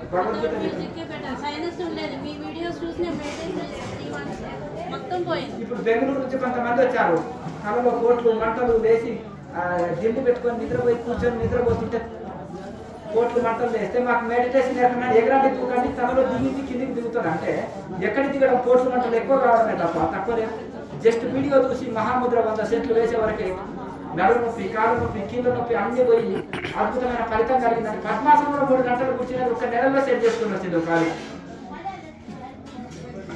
పద్మాసనంలో 3 గంటలు ఎట్లా కూర్చుంటున్నాం అంటే 2 ఏళ్ళు నిద్రపోయిన స్వామి టీవీ ముందర కూర్చొని నిద్రపోయిన మ్యూజిక్ పెట్టుకొని దండం స్వామి ఆ ధ్యానానికి చెవులో ఉన్న శబ్దాలు వింటూ మెడిటేషన్ చేశాను అది మంచిదే కదా స్వామి లోపల ఏ సంబంధం ఉండదు మనకు బయటికి వెళ్ళి వచ్చే సౌండ్స్ తోటి సంబంధం లేదు కనుక ఆ విధంగా ధ్యానానికి ఏ కట్టడాలు అక్కర్లేదు ధ్యానానికి ఏ సౌండ్స్ అక్కర్లేదు ధ్యానానికి ఎవరితో సంబంధం లేదు చీకటి గదిలో కూర్చొని హాయిగా కూర్చొని ధ్యానం చేస్తాను నేను మిమ్మల్ని తలుచుకుంటూనే మెడిటేషన్ చేశాను సైనస్ మొత్తం నాకు క్లియర్ అయిపోయింది అది క్రియ మీకు ఆ బెనిఫిట్ కలిగించింది కేచరి ముద్ర సనాతనమైనదా కేచరి ముద్ర కేచరి నాలుగని కోడి చేసుకొని చేయండి ఈ 4 ఎక్సర్సైజ్ చేస్తుంటే కొన్ని రోజులకి మీకు 4 పొడుగాయి పూర్ణకేతది మన సనాతనమైన కేచరి సనాతనమైంది నిన్న మనం వచ్చింది కాదు అది ఉపనిషత్తు కాలం నుంచి కేచరి పూచరి శర్ముఖి సాంబది అని పంచముద్రలు ఉంటాయి యోగంలో ఈ పంచముద్రలు లేకుండా యోగం లేదు అర్థమైందా ఈ పంచముద్రలతోటే యోగ శాస్త్రం ముడిపడి ఉంది ఇవి అంతరంగిక ముద్రలు ఇట్లా పెట్టుకో ముద్రలు కాదు ఇవి బాహ్య ముద్రలు ఇవి అంతరంగిక ముద్రలు ఈ అంతరంగిక ముద్రలు అనేది చాలా పిహెచ్డి లాంటివి కళ్ళని పైకి ఎత్తి 2 కళ్ళని 3వ కళ్ళ వైపు తిప్పుకొని కళ్ళని పైకి తిప్పుకొని అదే ఉన్మీలిత నేత్రాలతో ఉంటాడు కంటి రెప్ప కొట్టుకోకుండా అట్లా కళ్ళ రెప్ప నిలిచిపోతుంది అట్లా పంచముద్రలు చెప్పారు ఈ ముద్రలు ఏవైనా మంచివే కానీ శాస్త్రంలో తెలియకుండా బీచ్కి పెట్టుకో వంగి కూర్చో దీన్నే తప్పు పడుతుంది తప్ప శాస్త్రాన్ని నేను తప్పు పడుతుంది కదా ఏదైనా శాస్త్ర ప్రమాణం ఉండాలి కొన్ని బెనిఫిట్ అనేది ఉండాలి కదా. ఇప్పుడు ఆవిడ ఒక ఆమె ఉంది 3-4 ఏళ్ళు చేసి కూడా సైనస్ ప్రాబ్లం పోలేదు, మ్యూజిక్ పెట్టుకొని నిద్ర పోయేది. అర్థం కానీ రాత్రిపూట ధ్యానం అని కుర్చీలో కూర్చోబెట్టి నిద్రమంటాడు. దాంతో నాకు లాభం కలగలేదు. ఈ యొక్క క్రియ చేయడం వల్ల నాకు సైనస్ ప్రాబ్లం అంతా పోయింది, బెనిఫిట్ కలిగింది అని చెప్పే కదా. మరి లేకపోతే ఆమె తృప్తి పడితే నీకు రానక్కర్లేదు. అర్థమైంది కదా. అందులో ఆమెకు బెనిఫిట్ లభిస్తే ఇంత దూరం రాదు. అందులో వీడియో చూసి అయితే ప్రాక్టీస్ చేసినాం కదా. మరి నేను అది చెప్తున్నాను, మీరు ఫస్ట్ టైమే ఆశ్రమానికి రావచ్చు కానీ వీడియో చూసి అయితే ప్రాక్టీస్ చేస్తున్నాం కదా. వీడియో చూసి ప్రాక్టీస్ చేసినప్పుడు సైనస్ ప్రాబ్లం పోయింది. అర్థమైంది కదండి. ఇప్పుడు గురువు వీడియో చూసి ప్రాక్టీస్ చేసిన, ఆయన శిక్షణ ఇస్తున్నాడు, నేను శిక్షణ తీసుకుంటున్నా అనే భావనతోటి చేసినప్పుడు ఆ ఫలితం వస్తుంది. వీడియో చూసి ప్రాక్టీస్ చేసింటారు కాబట్టి సైనస్ ప్రాబ్లం పోయింది. చాలా మంది మన వీడియోలు చూసి వీడికి రాలేని వాళ్ళు కూడా స్త్రీలు ఎంతో మంది ప్రాక్టీస్ చేస్తున్నారు. వాళ్ళ కోసమే కదా. చిన్నపిల్లలు ఉంటారు, స్త్రీలు, కొంతమంది భర్తలు ఇక్కడ పంపారు దూరం పల్లెటూరులో, ఎక్కడ పోతావు పల్లెటూరులో కాడబడతావా ఏంటిది అని అంటారు కదా. ఒకదాని ఎక్కడ పోతావు ఇవన్నీ ఉంటుంది. ఏమైనా తప్పిపోతే వాళ్ళు చిన్నపిల్లలు వీళ్ళు అంటే రిస్క్ ఎక్కువైతుందని ఆయన పంపించాలని ఉద్దేశం ఉన్నా కానీ పల్లెటూరు అని వాళ్ళకు ఇబ్బంది పడతారు, టెన్షన్ పడతారు. కనుక అలా దాంతో ఇక్కడికి రాలేని వాళ్ళు ఎవరైతే ఉంటారో అక్కడ చూసి ప్రాక్టీస్ చేసుకుంటారని అందులో సింపుల్ టెక్నిక్ ఇవ్వడం జరిగింది. కొన్ని రోజులు నిజంగా అంత లాభం పొందితే ఎప్పుడో ఒకసారి వాళ్ళు ఫ్యామిలీతో వచ్చి క్లాస్ చేసుకుంటారు, మళ్ళీ 6 గంటలు నేర్చుకుంటారు. అలా అని కాదమ్మా, కరెక్ట్ చేయగలిగితే చాలు. కరెక్ట్ చేస్తే కాకపోతే దీని మీద విశ్వాసం, ఇంతమంది ధ్యానం ఉన్నారు, ఇంతమంది క్రియాయోగం చేస్తున్నారు విశ్వాసం కలుగుతుంది. వాళ్ళ అనుభవాలు విన్నప్పుడు ఓహో ఈయన కిడ్నీ స్టోన్స్ పోయినాయి, ఈయనకి గుండె జబ్బులు పోయినాయి, ఈయనకి సైనస్ ప్రాబ్లం పోయింది, ఈయనకి ఇది పోయింది అది పోయింది అంటారు. ఈ క్రియాయోగంలో మొదటిది ఏంటంటే శ్వాసకోశ రోగాలు ఉండవు, కఫ రోగాలు ఉండవు, వాత రోగాలు ఉండవు, సైనస్ ప్రాబ్లాలు అసలు ఉండవు. ఎందుకంటే కంటిన్యూగా ప్రాణాయామం చేస్తాం కనుక. ఇక మహాముద్ర ఎవరైతే పర్ఫెక్ట్ వేస్తారో కిడ్నీ స్టోన్స్, కిడ్నీ సమస్యలు అసలు ఉండవు. కేచర్ ముద్ర ఎవరు పెట్టుకొని ప్రాణాయామం చేస్తారో వాళ్ళకి గుండె జబ్బులు ఉండవు. కేచర్లో వచ్చే అమృతం ఏంటంటే గుండె దగ్గర ఉండే కొవ్వుని కరిగిస్తుంది. కూర్చొని మనం చేసినాం చూడండి, కూర్చొని అది ముందుకు వంగి పట్టుకున్నాం కాదు, దాన్ని మహాముద్ర అంటాం. అది మహా సూక్ష్మంగా తీసుకెళ్తుంది, మనసుని కుండని యాక్టివేట్ చేస్తుంది, సుష్మలోకి శ్వాస నడుస్తుంది. ఇంట్లో కండిషన్ లేదు, తడిమడి లేదు, లేవగానే కాలకృత్యాలు తీసుకోవడం, కూర్చోవడమే. ఒక ఆయన లేచి 3 గంటలకు లేచి చలికి వణుకుతూ చేసి నామాలు దిద్దుకోవడమే 2 గంటలు సరిపోతుంది. అంతేనా కదా. లోపల దిద్దుకోవాలి నామాలు, ఇక్కడ బయట నామాలతో ఏముండదు క్రియాయోగి. అర్థముందా. కనుక బయట ఆడంబరాలు అవసరం లేదు. నువ్వు క్రియాయోగిని అని బయటికి తెలియనక్కర్లేదు, భక్తుడి అని నేను బయటికి తెలియనక్కర్లేదు, ఏమీ తెలియనక్కర్లేదు. అంతా నన్ను చూసుకునేది లోపలనే భగవంతుని చూసుకుంటాం. గుండె కాదు చూసేది, బయట కాదు, భగవంతుని లోపలనే చూసుకుంటాం. ఎవరు తనలో భగవంతుని చూసుకున్నవాడు సర్వజీవుల్లో చూడగలుగుతాడు. తనలో దేవుని చూసుకోలేని వాడు బయట ఏదో చూస్తాడు. చదువు శాస్త్రము లేని చిత్తము నిలిపితే నిజ పదవి దొరుకును. నిజ పదవి అంటే ఏంటి? టెంపరీ పదవి. ఇప్పుడు మినిస్టర్ పదవి వచ్చింది, ఎమ్మెల్యే పదవి వచ్చింది, లేకపోతే ఒక ప్రమోషన్ వచ్చి ఉద్యోగంలో మంచి ప్రమోషన్లో జాబ్ వచ్చేసింది. ఇవన్నీ కూడా పర్మనెంట్ కాదు, టెంపరీ ప్రమోషన్స్, టెంపరీ ఉద్యోగాలు, పదవులు, టెంపరీ పదవులు. నిజ పదవి అంటే మోక్షం, అది నిజమైన పదవి, అది పర్మనెంట్ పదవి అన్నమాట. కనుక ఆ విధంగా ఎవరైతే చదువు శాస్త్రాలతో పని లేదు, చిత్తాన్ని ఎవరైతే నిలిపి భగవంతుల్లో లయం చేయగలుగుతారో వాళ్ళకి మోక్ష స్థితి అందుకుంటారని ఎవరు రాశారు? ఇది ఈయన సిద్ధప్ప యొక్క కుమారుడు రాశాడు. అర్థమైంది కదా. చదువు శాస్త్రము లేదా చిత్తము నిలిపితే నిజ పదవి దొరుకును. మేము ధ్యానం చేయడానికి పీజీలు పిహెచ్డీలు అక్కర్లేదు. అర్థమైంది. ఏమి కాన్వెంట్ స్కూల్లోనే చదివిన వాళ్ళకి వస్తుందని కాదు. మనసు ఎవరు నిలిపి చేస్తారో వాళ్ళకి మోక్ష స్థితిని అందుకుంటారనేది వారి సిద్ధాంతం. మనసు నిలవాలంటే ప్రాణాయామం చేయాలి. Breathing is mind, mind is breathing. నువ్వు మైండ్ని కంట్రోల్ చేస్తే బ్రీతింగ్ కంట్రోల్ వస్తుంది, బ్రీతింగ్ కంట్రోల్ చేస్తే మైండ్ కంట్రోల్ వస్తుంది. ప్రాణాయామ టెక్నిక్ లేకుండా ధ్యానం కుదరదు బ్రహ్మదేవుడికి అయినా. ఇప్పుడు మరి ఆ మహానుభావుడు చిరంజీవిగా మారాడు. సప్త చిరంజీవులు ఇప్పటి వరకు మనం తెలుసుకున్నది. అష్టమ చిరంజీవి కూడా అయిపోయాడు. అర్థమైంది కదా. ఆయన మానవుడిగా పుట్టాడు, సాధన చేశాడు, చిరంజీవిగా మృత్యువుని జయించాడు. మార్కండేయుడు మృత్యువుని జయించాడా? 12 ఏళ్ళ ఆయుష్ బాలుడు మృత్యువుని జయించాడు, క్రియాయోగం చేశాడు. అర్థమైంది. వాల్మీకి ఏం చేశాడు? అర్థమైంది కదా. ఈ ప్రాణాయామలో రామ నడిపించాడు. అర్థమైందా? సనక సనందనల నారదుడు అంటే మీకు ఒక భక్తుడే నారాయణ నారాయణ అని ఎప్పుడు అంటారు. కానీ ఆయన ఒక యోగిని చూస్తాం మేము. ఆయన ఎవరి శిష్యుడు చెప్పండి? ఇదే గురు పరంపర తెలియకపోతే ఇట్లుంటది. ఆయన సనత్ కుమారుని శిష్యుడు. సనత్ కుమారుడు ఎవరు? సనత్ కుమార, సనత్ సుజాత, సనక సనందనులు అని నలుగురు ఉంటారు అన్నదమ్ములు. వీరు నలుగురు పూర్వ యోగులు. మరి ఒక యోగి శిష్యుడు యోగి ఉంటాడు, గుర్తుపెట్టుకోండి. కాకపోతే యోగాన్ని లోపల చేశాడు, భక్తిని బయటికి డెవలప్ చేశాడు నారదుడు. అర్థమైందా? కనుక ఒక యోగి నిజమైన భక్తి చేస్తాడు. అందుకనే తపస్విద్యో దికో యోగి జ్ఞానిభ్యోపి మతోధిక కర్మాభ్యర్థికో యోగి తస్మాత్ యోగి భవార్జున. ఓ అర్జున, నువ్వు యోగివిక. ఎందుకు? జ్ఞాని అంటే శాస్త్రాలు బాగా చదివే శాస్త్రజ్ఞాని కంటే కూడా అక్కడ థియరీ ఏముంటుంది, ప్రాక్టికల్ ఉంటుంది. కాబట్టి అతని కంటే అధికుడు కేవలం శాస్త్రజ్ఞాని కంటే కూడా. అలాగే కేవలం కర్మలను ఆచరించే కర్మయోగి కంటే కూడా, కేవలం మూఢభక్తితోటి గుళ్ళు గోపురాలు తిరుగుతూ చేసే భక్తి కంటే కూడా, అలాగే కనుక ఇవన్నిటికంటే కూడా యోగి శ్రేష్ఠుడు. యోగి మనసును నిలబెడతాడు, భగవంతుల్లో మనసు లయం చేయగలుగుతాడు. కాబట్టి యోగి ది గ్రేట్. అంటే ఒక యోగి ఆత్మకథలో పరమహంస యోగానంద మొదటి శ్లోకం ఉంది. అక్కడ భగవద్గీతని ఉదాహరణ చూపించారు.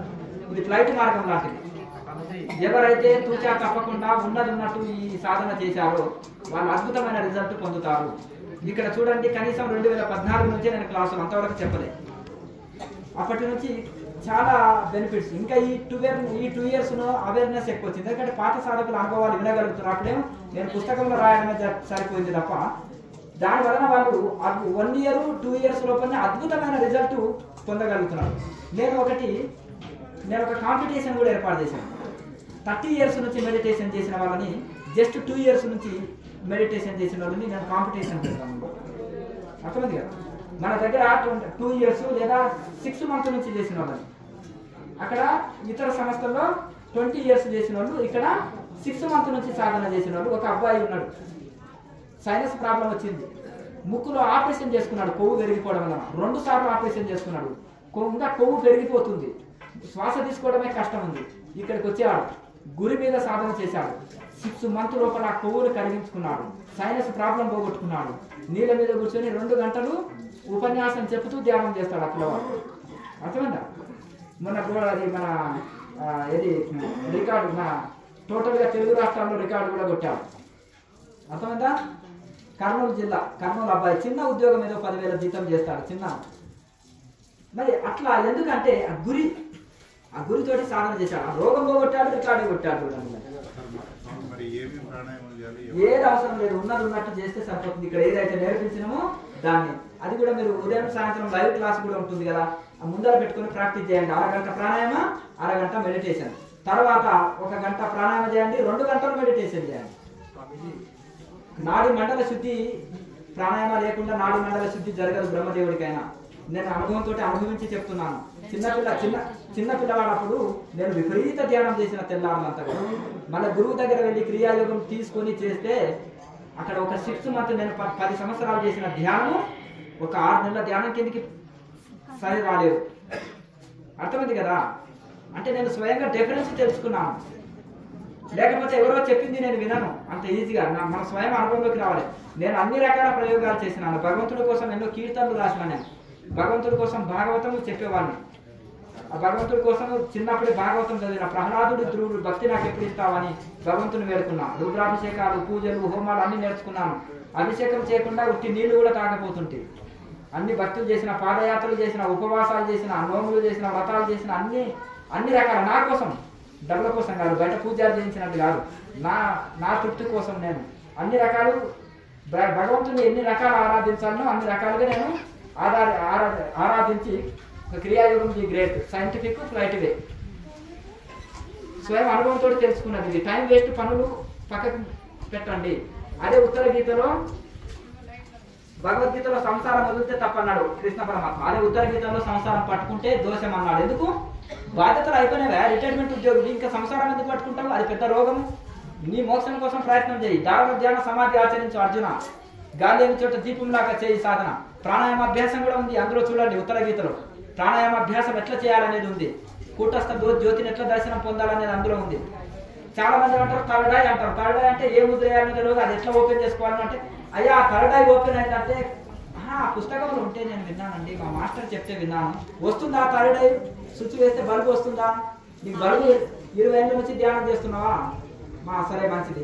మరి ఎక్కడంటే కుర్చీలో కూర్చొని మ్యూజిక్ పెట్టుకొని చేస్తాను. మరి లైట్ వెలిగిందా? లేదండి గత జన్మలో పొందొచ్చు అన్నాడు మా మాస్టర్ గారు. ఇప్పుడు నాకు వస్తలేదు ఆ లైట్ అంటే నేను గత జన్మలో పొందుంటాను, ఎందుకంటే 12వ చక్రంలో ఉన్నానని మా మాస్టర్ చెప్పాడు. అంటే ఆయన చెప్పిందే నీకు నమ్ముతున్నావా? నీకేమన్నా ఏ చక్రంలో ఉన్నది నీకేమైనా అనుభవంలోకి వచ్చిందా? ఆయన ఏదో ఫండ్స్ కోసమో లేకపోతే వాడికి కుక్క బిస్కెట్లు వేస్తే చుట్టూ తోక ఆడించుకుంటుంటారు కదా, అట్లా విపరీతంగా ఎందుకు పోగొడుతున్నారు అంటే వశం చేసుకోవడం.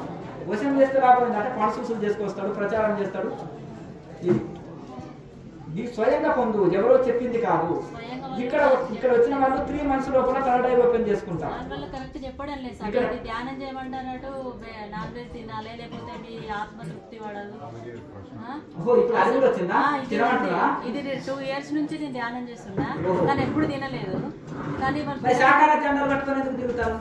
అది నేను ఆత్మతృప్తి పడనప్పుడు నువ్వు ఏది సాధించావు, నువ్వు పుట్టిందా ఇందుకోసం. కోరికలను చంపుకోవద్దు, చంపుకోవచ్చు అంటే చంపుకోవద్దు.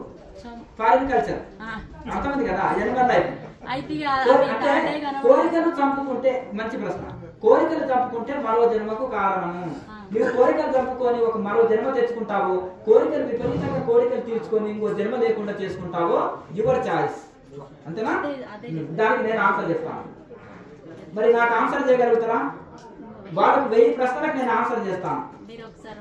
నేను 1000 ప్రశ్నలకు ఎవరికైనా ఆన్సర్ చేస్తాను.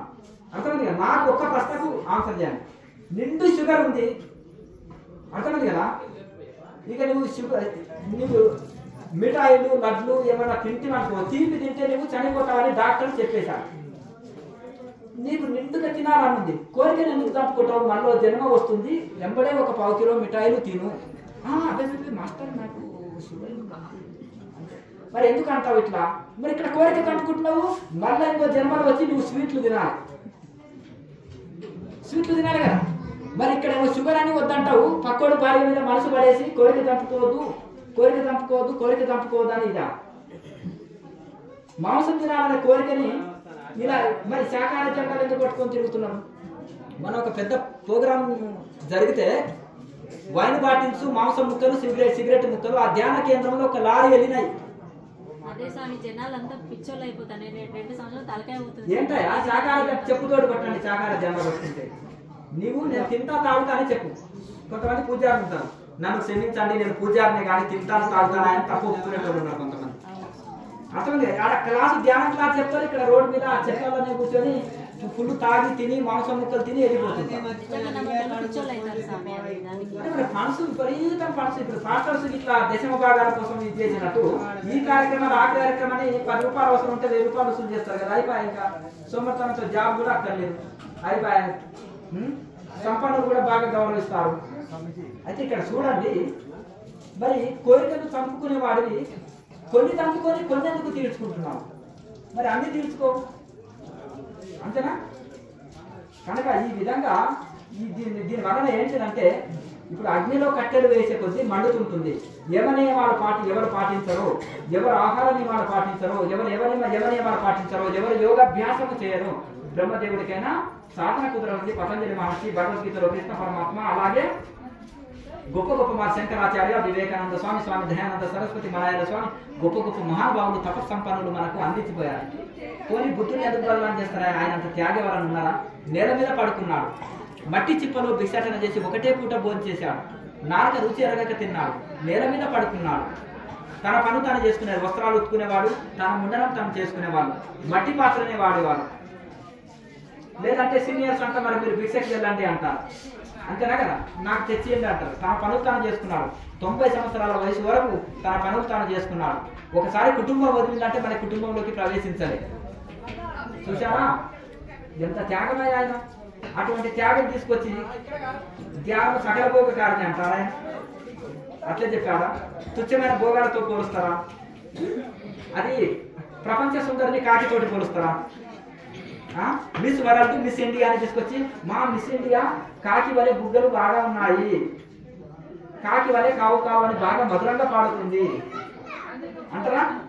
మరి అంటే ఆ యొక్క సమాధి స్థితిని నువ్వు భోగాలతో పోల్చినామంటే అర్థం కాదు. మంచిని తింటే, మంచిని చూస్తే, మంచిని అనుభవిస్తే, ఈ తుచ్చమైన భోగ కోరికలతో పోల్చినామంటే ప్రపంచ సుందరిని కాగితో పోల్చినట్టే, అమృతాన్ని జావతోటి పోల్చినట్టే. అంతేనా కదా? అంటే డిఫరెన్స్ తెలియదు అని ఎట్లా పోల్చాలో తెలియదు. చంద్రుని వలె, చంద్రబింబం వలె ఉన్నది అని పోలిస్తే దానికి ఒక అర్థం ఉంటుంది. అంతేనా కదండి? లేకపోతే ఇట్లా ఈ విధంగా మనము ఇంకా ఒక అంటే చంద్రుని అంత అందం ఉంటారా కానీ ఇంకా ఎక్కువ పోలుస్తానే తప్ప తగ్గించినట్టు అనమాట. కనుక అది దాని గురించి తెలియదని అర్థం. ఇప్పుడు ఎందుకు మిస్లీడింగ్ అవుతుందంటే ఆధ్యాత్మికంలో సైన్స్ మ్యాథమెటిక్స్ లో స్టూడెంట్స్ అందరు నేను ఏదైనా తప్పు మాట్లాడితే అందరూ తప్పు పడతారు. స్వామీజీ నీకు మ్యాథమెటిక్స్ తెలియదు, ఇది ఇట్లా కాదండి, ఈ సైన్స్ సూత్రం ఇట్లా కాదండి ప్రతి స్టూడెంట్ అడుగుతారు. కానీ ఆధ్యాత్మికంలో 1వ తరగతి ఫెయిల్ అయిన వాడు కూడా మాస్టర్ కావచ్చు, ఒక్క రోజులో కూడా మాస్టర్ కావచ్చు. అర్థం 2-3 ఏళ్ళు పోతే సర్టిఫికెట్ కూడా ఉండవచ్చు, బ్రహ్మర్షి సర్టిఫికెట్ కూడా. నాలుగు కంట్రోల్ వచ్చిందా, మాంసం తినుకుంటూ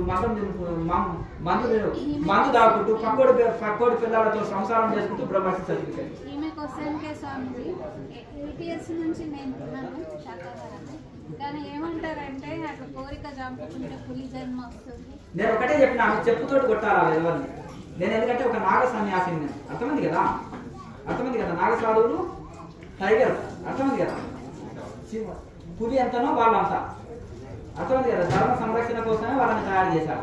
పులి జన్మ తీసుకోవాలి. అర్థమైంది కదా? మాకు ఒక్కదానికి ఆన్సర్ చేయగలుగుతారా? అర్థమైందా? సోది గురువులు మస్తుకున్నారు. ఇప్పుడు మస్తు అక్కడ ఉన్నారు కూడా పెద్ద పెద్ద ఈవెంట్స్ పెట్టి సోది గురువులు ఉన్నారు చూడు. ఒక శాస్త్రం లేదు, ఒక తపస్సు లేదు, ఒక త్యాగం లేదు, ఒక ఋషి పరంపర లేదు.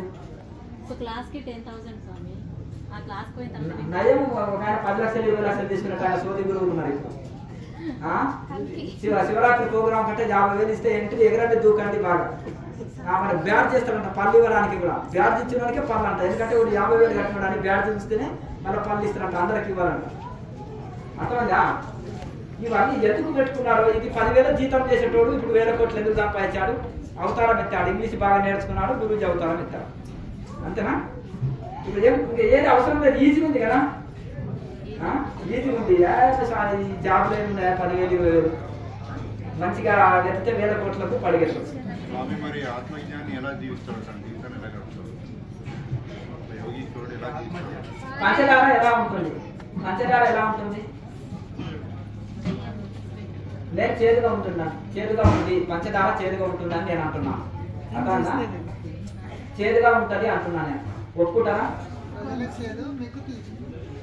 పంచదార చేదు ఉంటే పంచదార అనరు, తీపి ఉంటేనే పంచదార అంటారు. ఒక మనిషిలోన స్వార్థము, భోగాలు, విషయ వాసనలు ఉంటే వాడు భోగి. తాగేవాడిని నేను తాగుతూ అంటాను, అంతేనా కదా? వ్యభిచారం నేను వ్యభిచారం అంటాను. మీరు మాస్టర్ అంటే ఇంకా దానికి నేనేమన్నాను. వాడు మాంసం తినే మందు కొట్టే పక్క వాళ్ళ పిల్లలతో సంసారం చేసి, అర్థం కదా? ఇక వాడు అడ్డగోలుగా వానికి లేని వ్యసనాలు లేవు, మళ్ళీ పైగా అడ్డగోలుగా 1,000 కోట్లు 100 ఫండ్స్ తీసుకొని ఒకడు 10 కోట్లు ఫ్రాడ్ చేసి వచ్చిండు, చందాలు తీసుకొని ఏది కట్టియలేదు.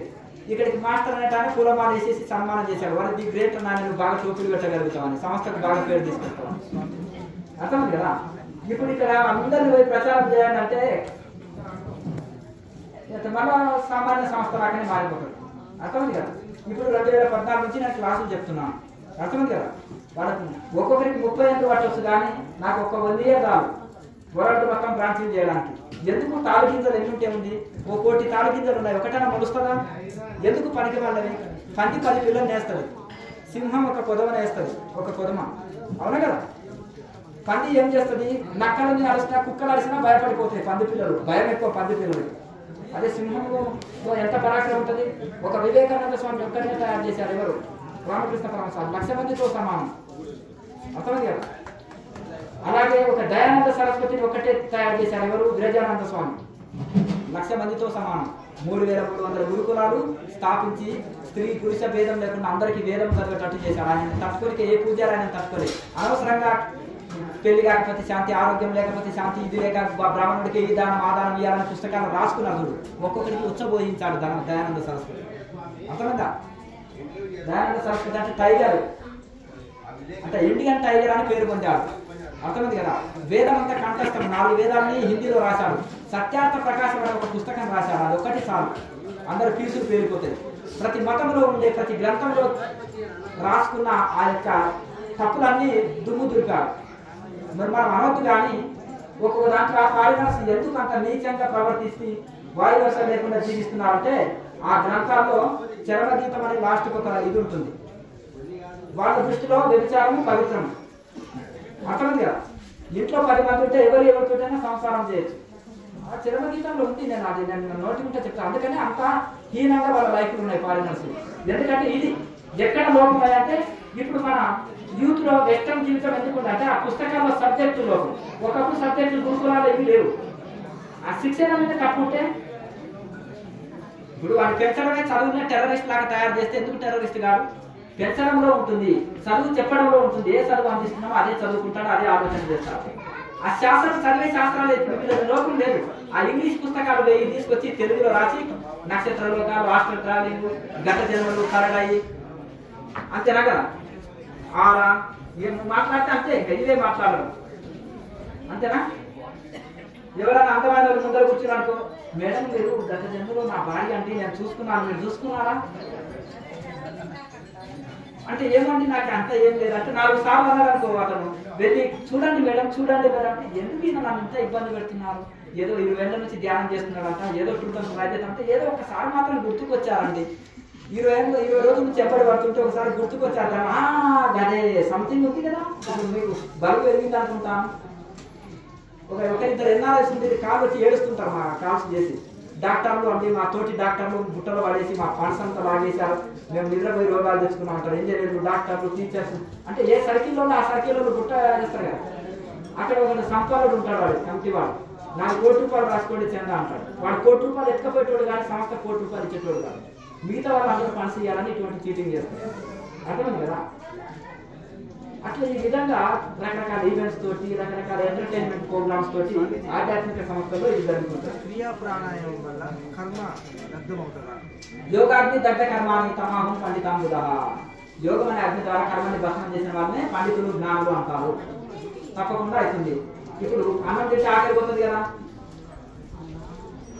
అగ్నిలో కట్టెలేస్తే బూడిద అవుతాయి కదా. ఇప్పుడు బొగ్గుగా మారింది, బొగ్గుగా మారింది. బొగ్గుని మరి తెలుపు ఎట్లా చేయాలి? ఇప్పుడు అగ్నిలో కట్టెలేస్తే బూడిద అయితే బూడిది తెలుపు ఉంటుంది. మరి బొగ్గుని తెలుపు చేయాలంటే ఏం చేయాలి చెప్పండి, మీ తెలుగు వినియోగించి. బొగ్గు పానగడగ పోవునా చందంబు. బొగ్గుని పాలలో గడుగుతున్నాడు అంట తెల్లగా అని పోతున్నా. అజ్ఞానికి కూడా విద్య అనమాట. అంతమంది అజ్ఞానికి ఇంకో అజ్ఞాని బోధిస్తున్నాడు. అజ్ఞానికి ఇంకో అజ్ఞాని బోధిస్తే ఇది అవుతుందా? షుగర్ ఉన్నోడికి టీపీ బాగా పెడుతున్నాడు, పోతుందా? ఈ భోగాల్లో కొట్టుకపోయేటోడికి ఇంకా భోగాల్లో ట్రైనింగ్ ఇస్తున్నారు, పోతుందా? అట్లా మరి బొగ్గు పాలలో కడిగితే పోతుందా? మరి ఎంత కడగాలి చెప్పండి, మీ తెలుగు వినియోగించి చెప్పండి. Very good. తిరిగి అగ్నిలోనే పడేస్తే అది బొగ్గు కాలి బూడిద అయిపోతుంది, అప్పుడు తెల్లగా. అర్థమైందా? ఇంకా లేదు, బూడిదని కాలుస్తావా? కాలలేవు. బొగ్గుని కాల్చగలుగుతావు, బూడిద అయినాక కాలుస్తావా? బూడిద అనేది జ్ఞానం. కర్మ దగ్ధం అయిపోయింది, బూడిద అయింది, ఇంకా అయిపోయి. కొన్ని పచ్చి కట్టెలైనా సరే అగ్నిలో వేస్తే ఎనక పొగ తీసేస్తుంటారు, తీసేసి అది మళ్ళీ కాలిపోతుంది. కనుక దాని విపరీత అర్థాలు అనమాట. అంటే ఒక ఆయన ఏం చేశాడు, భగవద్గీత ఒక ఆయనకి మర్డర్ చేశాడు, వచ్చేసాడు, కాళ్ళ దగ్గర వేసుకుంటూ వచ్చాడు. చచ్చే దేవుడు, చంపే దేవుడు అంతా బ్రహ్మమే అన్నాడు. ఆ కోర్టుకు పిలిచారు. పోలీసు వాళ్ళు ఏం చేశారు, కోర్టుకు అటెండ్ చేశారు. చేసిన తర్వాత ఈయన లాయర్ అంటున్నాడు, ఈయన ఈ ముద్దాయి ఒకరిని హత్య చేశాడు అంటున్నాడు. అన్నప్పుడు అయ్యా లాయర్ గారు, మీకు భగవద్గీత అర్థం కానట్టుంది, మరొకసారి చచ్చే దేవుడు, చంపే దేవుడు, చూసే దేవుడు అని అన్నాడు. ఓహో, లాయర్ గారు చేసిండు. అప్పుడు జడ్జి మహామేధావులు ఉంటారు, మంచి శాస్త్రాలు చదివిన వాళ్ళు కూడా ఉంటారు. అప్పుడు ఏం చేసిందంటే, నీవు చంపలేదు నాయన అన్నారు. అబ్బా మీరు గ్రేట్ అండి జడ్జి గారు, మీకు బాగా భగవద్గీత అర్థమైందండి అన్నారు. సరే నీవు చంపలే, అతను చావలే, ఇతను లాయర్ వాదిస్తలేడు, నేను జడ్జిమెంట్ ఇస్తలేను, ఇతని శరీరాన్ని మాత్రమే వదిలేయండి, ఆత్మని మాత్రం ఏం చేయకండి. ఎందుకంటే అగ్ని తడపదాలదు, అగ్ని కాల్చదాలదు, మీరు తడపదాలదు, వాయు కదిలించదాలదు. ఇది అన్యాయం ఉంది అని నేను మొత్తుకుంటున్నాను. ఇట్లా అర్థాలని ఈ యొక్క పూర్తి చేయండి. ఇట్లా విపరీత అర్థాలని తీస్తారు. అర్థమైందా? విపరీత అర్థాలు తీస్తారా తీయరా? విపరీత అర్థాలు తీస్తారు. కనుక ఈ వేదాంతాన్ని ఉల్టా అర్థం చేసుకొని ఉల్టా అంటే గురుముఖంగా వేదాంతం వినాలి, గురుముఖంగా ఇవన్నీ చేయాలంటారు కదా. ఇది అర్థం చేసుకోవాలి. ఇక్కడ ఈ పండ్లు ఇక్కడ లోపల దాన్ని మన భృంగరాజ తైలం అని దొరుకుతుంది. ఆ భృంగరాజ తైలాన్ని వాడండి. పంచగవ్య షాంపూనే వాడండి, అడవిల షాంపూని వాడండి, కెమికల్ షాంపూలు వాడదు, కెమికల్ షాంపూలు వాడదు, సబ్బులు వాడదు. భృంగరాజ తైలాన్ని రాసుకోవాలి. చుండ్రు పేలు ఇవన్నీ పోతాయి. అలాగే వెంట్రుకలు రాలిపోతున్నా అంటే నల్లబడతాయి, వెంట్రుకలు రాలిపోతున్నా ఇవైతే చాలా హెల్ప్ఫుల్ ఉంటుంది. భృంగరాజ తైలం అనేది దొరుకుతుంది. హరివం ప్రొడక్ట్ లో దొరుకుతుంది. బయట 800 ఉంటే ఇంకా 200కే దొరుకుతుంది. అది ఆశ్రమ ప్రొడక్ట్. హరివం ఆశ్రమ ప్రొడక్ట్ కాబట్టి వాళ్ళు సేవాభావంతో తక్కువ రేట్ ఇస్తారు. దొరుకుతాయి. హైదరాబాద్ లో హరివం ప్రొడక్ట్ అంటే బేగం బజార్లో దొరుకుతుంది. స్టాల్స్ ఉంటాయి వాళ్ళకి. నేర్చుకోవచ్చు, అందరు చదవచ్చు వేదం. వేదం ఒకరి ఆస్తి కాదు. ఎవడైనా నా ఆస్తి అంటే చెప్పుతోటి కొడతాం. గుర్తుపెట్టినా? ఎవడైనా వేదం నా ఆస్తి అంటే చెప్పుతోటి కొడతాం. ఇది లైవ్ రికార్డ్ అయితే అర్థమైంది కదా. ఎవరైనా వేదం నా ఆస్తి నేనే అడుగుతున్నాను అనుకో, ఇప్పుడు ఎందుకంటే తప్పకుండా వాడిని చెప్పుతోటి కొడతాం. ఎందుకంటే స్వామి దయానంద సరస్వతి డాక్టర్ బిఆర్ అంబేద్కర్ గారు మనుస్మృతిని ఎందుకు తగలబెట్టారు? అందులో శ్లోకాలు చేసినందుకు తగలబెట్టవలసిన పరిస్థితి వచ్చింది. ఎందుకు? మన మనుషులను భేదభావం ఉంటుందా? ఆయన గొప్పవాడు, ఋషి, ఆయన రెస్పెక్ట్ ఇస్తాం, చాలా గొప్పవాడు. కానీ ఇవన్నీ అందులో చేసి ఎంత భ్రష్టు పట్టించాను. అర్థమైంది కదా. భగవంతుడికి భేదం ఉంటే దేవుడు అవుతాడా? అయితే ఇప్పుడు తులారాజుడు ఉన్నాడు, వైశ్యుడు. విశ్వామిత్రుడు రాసిన గాయత్రిని అందరూ జపం చేస్తున్నాడు. విశ్వామిత్రుడు బ్రాహ్మణుడు.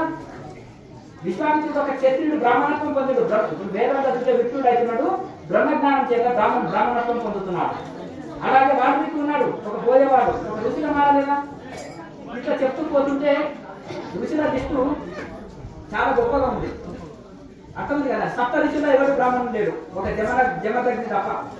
అర్థమైందా? కనుక ఈ విధంగా మీరు వేదము భగవంతుడి సొత్తు. భగవంతుడి బిడ్డలైనా మనం వేదాంతం చదవచ్చు. ఇది ఒక సొత్తు కాదు. స్త్రీలు కూడా ఇప్పుడు ఆనాడు గొప్ప గొప్ప మహానుభావులు వాళ్ళు స్త్రీలు కూడా సన్యసించవచ్చు. స్త్రీ బ్రహ్మ విద్య చదవచ్చు, వాళ్ళు తపస్సు చేయొచ్చు. పురుషుడికి ఉండే సమానకు స్త్రీకి కూడా ఉంటుంది. ఇంకా ఫోన్ చేసుకోండి, సమయం బాగా అయింది కనుక సాధన చేస్తుంటే మీ అనుభవం మీకు ఉంటుంది.